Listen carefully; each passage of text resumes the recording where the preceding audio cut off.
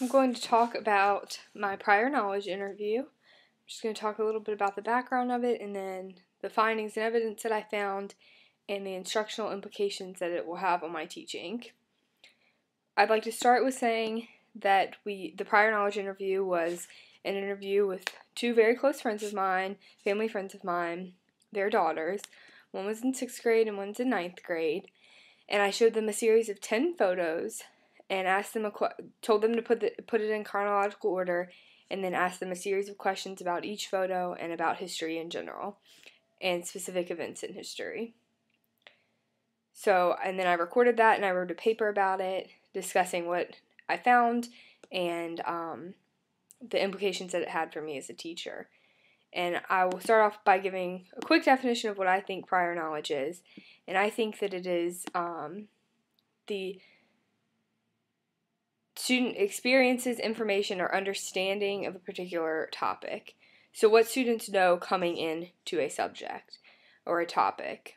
And I think it's the teacher's job to take that prior knowledge and to adjust their lesson to that prior knowledge and to expand on that prior knowledge so that the students can connect history with the present.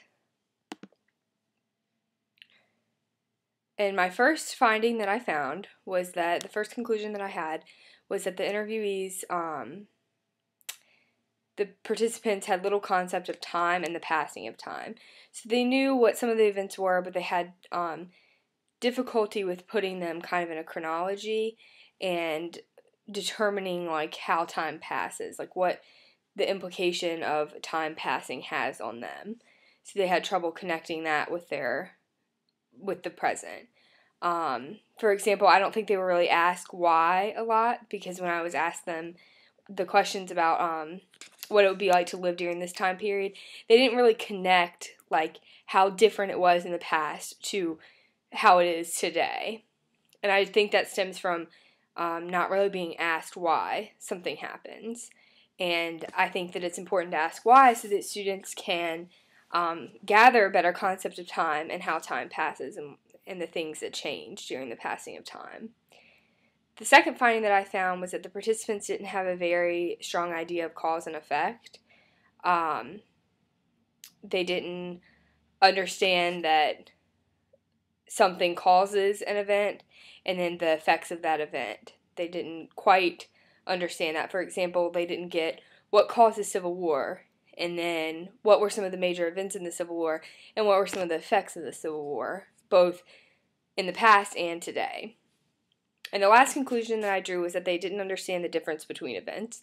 Everything kind of blurred together for them, especially wars.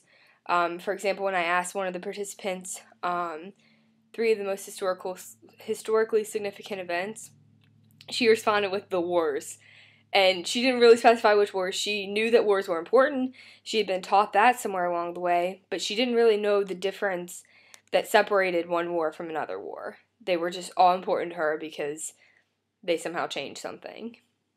So she didn't quite grasp that effect and the cause and effect of events. As far as my instructional strategies go, this interview definitely led me to really realize the importance of assessing students' prior knowledge. We hear about prior knowledge a lot as grad students in education, but I don't think we really grasp it until we experience it. So it's very important for students to learn what their students already know. For teachers to learn what their students already know and to assess their prior knowledge.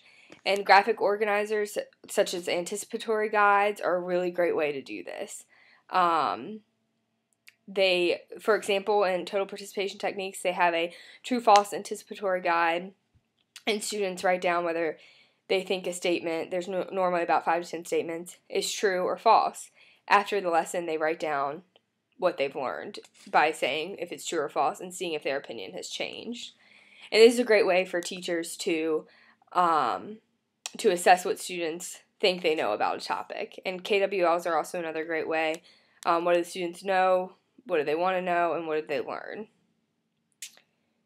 For a second strategy, I think that teachers need to teach the concept of chronology, time, and how things have changed over time. I think the best way to do this is a timeline, of course. Have your students create timelines. They talk about this in Teaching Social Studies to English Language Learners. Cruz and Thornton stated that EL students learn really well with timelines because they can visualize it. And so it's important for students to see the usefulness of timelines and to learn how to create one. The third implication that I found was that the teacher has to teach students about cause and effect. Graphic organizers are a fantastic way to do this, or charts. By teaching comparing and contrasting by using a simple Venn diagram, students are then grasping like, okay, this event was different from this event and significant in this way. And then from there, they can lead into the causes and effects of different events. There's another graphic organizer that was used in total participation techniques that showed the event in history, and then there was a box, and students write the causes of the event. Then there's an arrow where they write the results, and then there's another box where they write in the effects of the event today. And this visual of the arrow going, it shows cause and effect. And then the effects that it has on today, that box shows students how does it still relate to me even if it happened a really long time ago. And the last thing that I found was that the students did not make the connection between history and their life now. They didn't connect it to a bigger picture. And in order to do so, I think it's really important for teachers to build on students' critical thinking skills and their analytical skills. By asking why and using higher order thinking questions, they can do this, and students can better connect the past with the present. You can also use things such as concept maps, because that kind of spreads out on one sheet of paper how all of these events interconnect, and then students can then relate that to the present and how it connects to their life.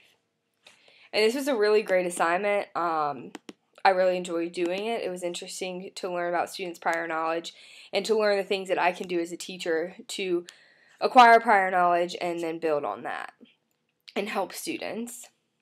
I also attached, there are links at the bottom of this vlog post that are links to the pictures that I used for the prior knowledge interview.